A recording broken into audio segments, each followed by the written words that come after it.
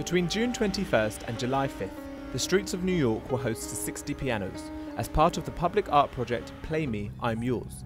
For many, it was a rare chance to tickle the ivories in different locations, while for others, like cabaret singer Julie Rayburn, it was a challenge. Her agent had the idea of attempting to sing at all 60 pianos in all 5 boroughs. I thought it was nuts. I mean, I'm like, Stephen, I have a full-time job. I have a daughter. I have a rehearsal schedule, and we have to find pianists. But Rayburn decided it was worth the energy and managed to play at a range of pianos around the city. But I was a boy too. The project itself was organised by Sing for Hope, a non-profit that seeks to bring together professional artists and local communities.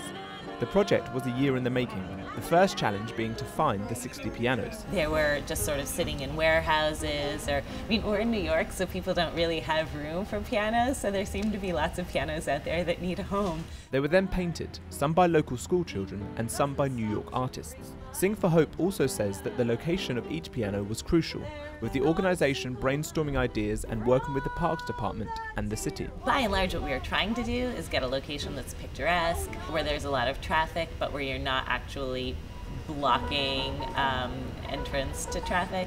If it's covered, that's a huge bonus. Not many of our locations are. And all 60 pianos were kept in shape by Fred Patella, a piano tuner who trawled the city every day. The pianos are in a completely unnatural environment. This is as bad as either throwing them in a swimming pool or setting them on fire. You know, being outside like this is the worst possible thing you could put a piano through. But Patella says the pianos held up remarkably well, especially because each piano was cared for by volunteers known as buddies. The buddy comes at night and locks the piano, and they just can lock the keyboard shut. We affixed combination locks and also cover it with a tarp.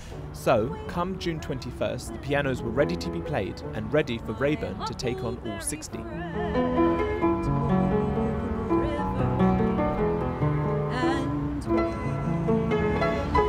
Straighten up and fly right. Cool down, Papa, don't you blow your top. We know it must be to live without you would only mean heartbreak for me. Rayburn enlisted the help of fellow musicians, including Bill Zeffro, Mark Janis, and her husband Thor Fields and pianist Thomas Shaw.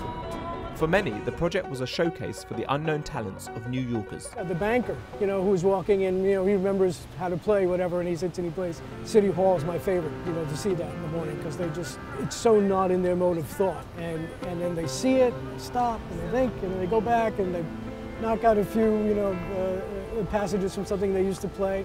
Sounds great. I need your love, bad romance. And before they disappeared from the streets of New York, a closing concert was held at the Lincoln Center. Rayburn's performance marked the 43rd piano of her journey.